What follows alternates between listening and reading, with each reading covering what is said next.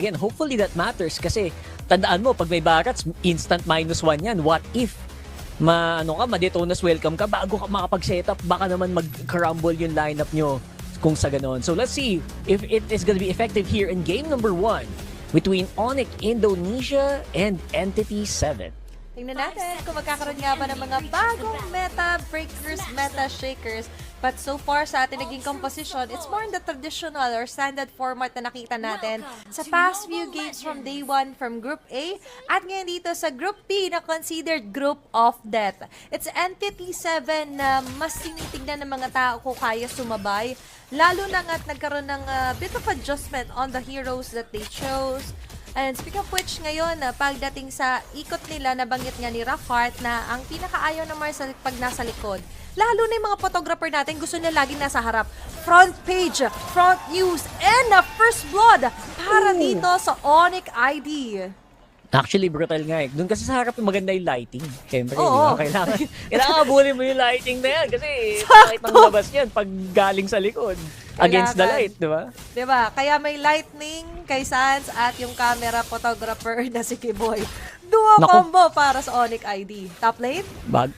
Okay, bagong combo dito sa taas. Medyo magandang pressure pa rin naman si Kiboy. Again, has full information kung nasaan at kung ano ang ginagawa dito Entity 7. Alam na alam din niya na yung Suyo dito ay medyo malalim na din. So, there's not gonna be any sort of danger para sa Onyx, especially since kailangan ni Keller yung information na yon para mapag-farm siya ng matiwasay doon sa baba. Pero sa gitna, parang gusto ata lumaban. Wala pa level 4 dito. Hideout Bush, nasa harapan. Looks like natutunaw na naman si Sans. Hindi man lang napag-cast ng skills. And that is gonna be a big, big win para sa NT7 doon sa gitna. Kasi nagbago na rin ng certain points dito sa isang Marcel, right? Yung sa frame moment niya, yung pag iniiwan. It's not really immobilized anymore. So, as much as possible for Entity 7, kahit slow, nahahabol pa rin kasi nila yung target. It's all about finishing. Yung mga final blows na dinadelt dito nila hide on Bush. Now, sakto on expanding reverse map, upwards ang ating magiging trajectory. At wala pa namang ultimates dito si Vaguin. So, we might see na ang Onyx idea abot pa rin naman. Hindi pa tayo magkakaroon ng mga sudden surprises sa sasama si Doom kung sakali. At sisimulan ngayon ni Lutfi muna kumuha ng Gold Crab. Meanwhile, Vaguin is trying to reset the turtle at ganoon din ang gagawin ni Kiboy. Now on the close proximity, 4v4 ang pwede mangyari dito, Rahart. Yeah, this is gonna be a 4v4 for sure. Pero tignan mo naman kung saan mas malakas ang 4v4. Syempre doon kung saan merong Eve. Pero syempre naman may palag pa rin ng Onyx dito. Still holding on steady. Alive pa rin naman ang kanilang jungler dito. Kyrie on the front. Uy, flicker para kay Sans. And talaga namang natunaw malala si Shin. Walang real world. Wala ding shield. That means walang magagawa ang kanilang Eve. Okay, ngayon para sa Onyx ID, it's all about dancing around, not giving yung mga gantong mga kills para sa Entity 7. And as much as possible, syempre, kung nakikita natin sa mapa na nade-delay or nade-delay man yung pagkuha ng objective, farm up as much as you can. Binitawan nilang pareho, wala pa rin nakakakuha 3 minutes to gain ng ating first turtle. And surprisingly, for Onyx ID, hindi rin sila yung team na mag-hover para dito, not unless they know the positions of Entity 7. Pero para kay Hide on Bush, sabi niya, okay, hindi ko kwan turtle, nakaw kaya ako. Pero napredict kasi siya ni Kyrie, pre. Minus pogi points ka dyan. Sans will get the last hit. At lahat ng to, pabor na pabor sa Onyx ID. Delay on to Hide on Bush. Nakapag-farm ng gusto si Kyrie. Yung turtle, baka sila pa nga ang kumuha. Pabor na pabor talaga, nalubugan lang niya. And again, that's the specialty of the Hirara. Kaya sa totoo lang, Athena, medyo mahirap din yung matchup, no? Especially pag 1v1, Suyo against sa Hirara, dugi ka sa lubog eh. Kasi yung iframe niya mas matagal. Si Suyo kasi, yung vertical niyan, mga ano lang, yung mga 0.5, wala pa yatang 0.5 seconds. Wala pa 0.5 kasi nakailang nerf din kasi sa kanya. To be honest, diba? At medyo nakakainis naman talaga kapag Hirara ang katapat mo. Kaya most of the teams talaga, they play around the Hirara kapag may link ng mga open pass. So ngayon, predicted nila, dito ka pala lalabas! Isa-isa ngayon papasok mga members ng NTT7. Habol para kay Kelra. Maganda yung space at box para kay Shin. Kaso lalabas, nasa dulo at bingit yung buhay nila Vacuin at lahat ng yun ay makukuha ng Onyx ID. The chase is on. Now they get the turtle. Nakasama pa si Kelra. All in all, for Onyx ID, the game is just starting to get better para sa side nila. Yeah, absolutely better. Sobrang binigyan nyo pa ng early gold si Kelleran. Ako po, hindi ba kayo nakapag-research? Malala yan. Wag na wag yung gagawin yun. Might as well just disengage pag nangyari. Just like ginagawa ngayon ni Shin with that flicker. Ngayon, again, this Granger just so scary. Tsaka ito nga yung kinakatakot natin. Inantay lang pala nila sumama dito si Kelra. Diyan na mga bala! With the bullets hitting right on mark, hide on bush na naman. Ang mapapatay. I feel like this is a disaster na agad. Oo, maaga pang sabihin yun. Pero, pre, kasi ilang beses na matay yung Suyu, hindi nakapag-contest ng neutral objective. Basag agad, 5 minutes into the game. Yung tier 3 tower doon sa mid lane. And an immediate take na naman para kay Kelra sa likod. Hindi gumana yung plano para kay Akashi. Kinain ng buo. Andun na paghagis. Vagwin onto Lutpi. Pero all in all, makakasayaw man dito yung mga members ng NTT7 ay makaka-atras, disengage. No U-turn lang pala yung gagawin doon ng Onyx ID. And they will still get a huge advantage doon sa clash na yon. Ang ganda ng gising dito ng Onyx ito. Nagawa pa nila yung combo nung Golden Hour plus all the projectiles straight into the heart of NTT7. Diretso doon sa kanyang Eve. Panoodin mo yung Eve, kita mo ilang balay nakapila sa kanya. Natunaw ng ganun-ganun lang. Diba? Ito yung sinasabi talaga natin, quite scary. As a matter of fact talaga, yung naging damage dito for Onyx ID plus not to mention a well-farmed Kelra. That's a 1.3k gold difference laban kay Doom. The gold standard is doing it again. At katulad nga ng sinasabi din ng mga tao sa comment natin, nakakelra yung Granger. Nakakelra kasi siya.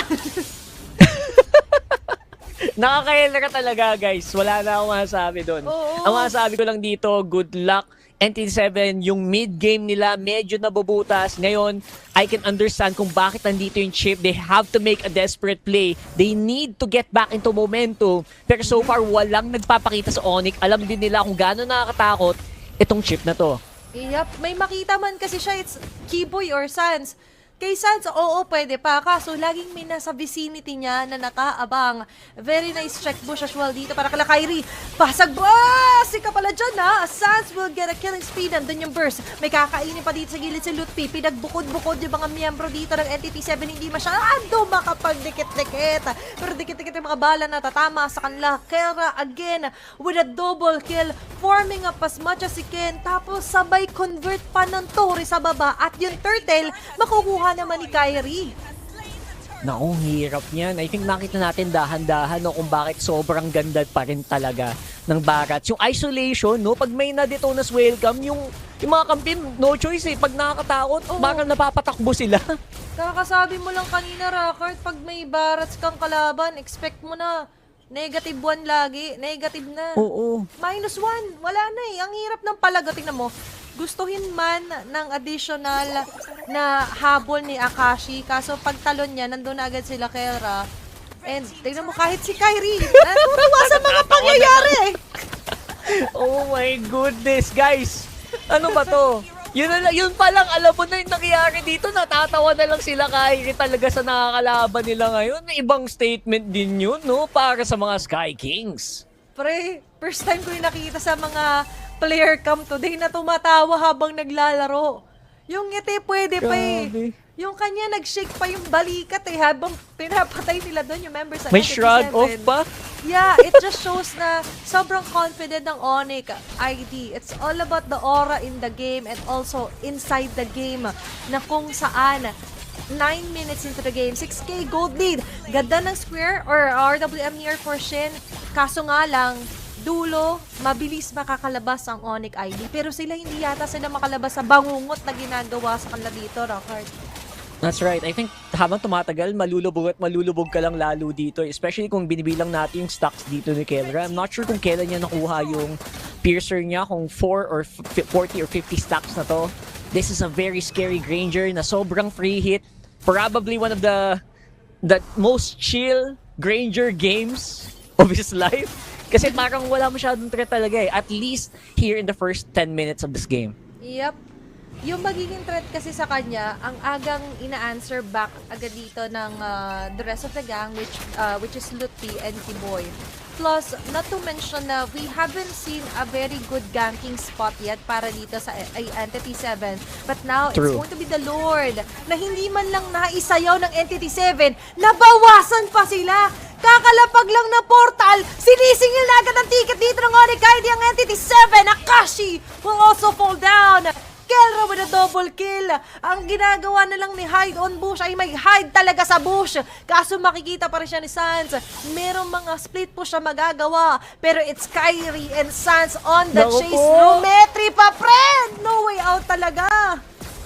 Ang hirap nun, nagpo-portal, para kang bumili ng ticket tapos hindi ka sumakay. Ano naman ginagawa dito? Ano nangyayari dito sa Entity 7, men? Parang hindi sila masyadong sync ngayon.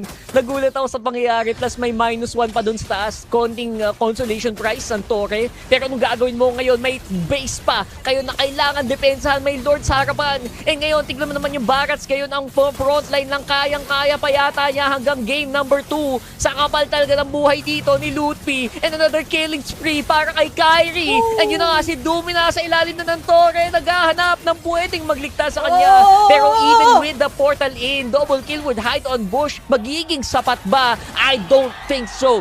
Triple kill, make that a maniac para dito kay Kyrie and Onyx Indonesia. Looks like they tulad lang nun. 11 and a half minutes in the game. It is gonna be Onyx with the Savage!